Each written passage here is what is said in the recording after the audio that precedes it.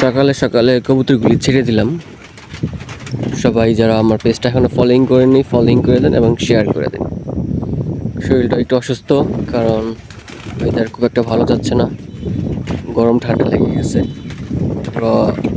শরীরটা হালকা হালকা জ্বর আছে এবং ঠান্ডা লেগে গেছে।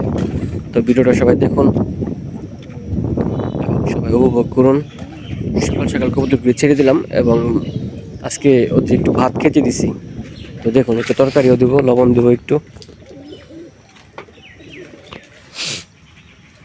কবুতরকে মাঝে মধ্যে ভাত খাইতে দেই, কারণ সবসময় খাইতে দেই না। এবং অনেকে বলবেন, জানি যে ভাত খাইতে দেওয়া ঠিক না, তারপরেও অনেকদিন পরে দিলাম, কারণ ওদের সব কিছু খাওয়ানোরও অভ্যাস করতে হবে।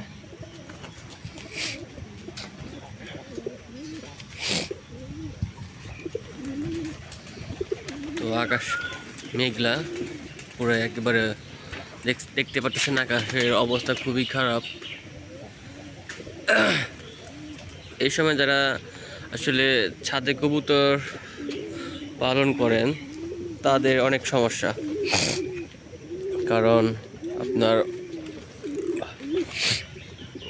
আপনার ঠান্ডার সময় ঠান্ডা লেগে যায়, গরমের সময় গরম লেগে যায়। ওরা আবার নতুন করে ডিম পাড়ার জন্য প্রসেসিং করতেছে।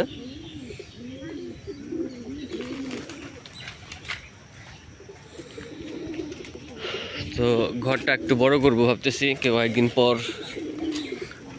করব। তো এখানে আর কি এই পর্যন্ত নিয়ে আসবো, দুইটা চারটা টিন দিলেই হয়ে যাবে। তো ভাবতেছি আর একটু বড় করবো, ঘরটা অন্য স্টাইল করে ফেলবো, ভিতরে সেটিংটা। তো এই পর্যন্ত আর কি ঘরটা নিয়ে আসবো, যে দেখতেছেন কত 3 হাত হবে, যে পর্যন্ত ঘরটা নিয়ে আসবো। এই পর্যন্ত করে ঘরটা বাড়াই দেবো, তারপরে সেটআপটা আরো সুন্দর করব। তখন র্যাক করে দিয়ে আর কি কবুতর পালবো। কবুতর যেহেতু পালবই, সুন্দর করে আরো ভালো করে প্রসেসিং করে ফেলবো।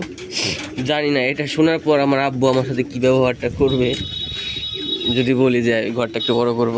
এটা শোনার পর আব্বু আমার সাথে কি ব্যবহারটা করবে আমি আসলে জানি না, কারণ যারা কবুতর পালেন মূলত তারাই জানেন যে কি মানে পরিস্থিতিটা কি। মানে যারা কবুতর পালেন ছাদে বা যেখানেই পালেন, তাদের পরিস্থিতিটা যে কেমন একমাত্র যারা কবুতর পালেন তারাই জানেন। যে ফ্যামিলি থেকে এই কবুতর পালার জন্য কত রকমের কথা শুনতে হয়, কত রকমের মানে কথা জ্বালা, এগুলি সহ্য করতে হয়। একমাত্র যারা কবুতর পালেন তারাই একমাত্র বোঝেন যে কবুতর পালার ভিতরে একটা জ্বালা আছে, ফ্যামিলিগতভাবে জ্বালা। তো মাশাআল্লাহ এবার আমাদের গাছে আম ধরেই নেই, যা মানে গত বছর যে আম ধরছিল এবার আম ধরেই নেই, কারণ নতুন পাতা গজাইছে, তো এর জন্য আর আম ধরে নেই।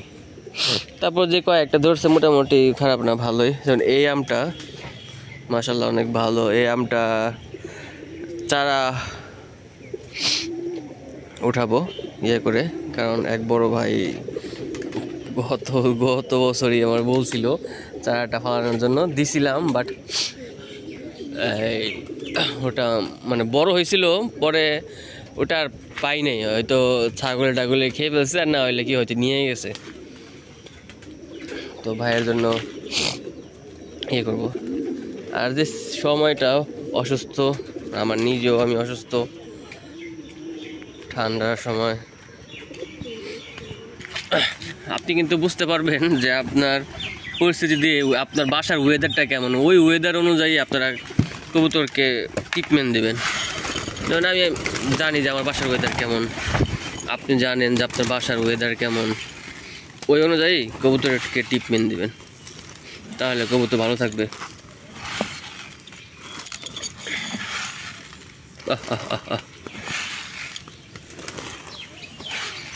কবুতরকে মোটামুটি ভালোভাবে খাবার দেওয়ার চেষ্টা করি সবসময়, আর এই যে খাবারগুলি খাওয়াই, ভালো খাবারই খাওয়াই সবসময়।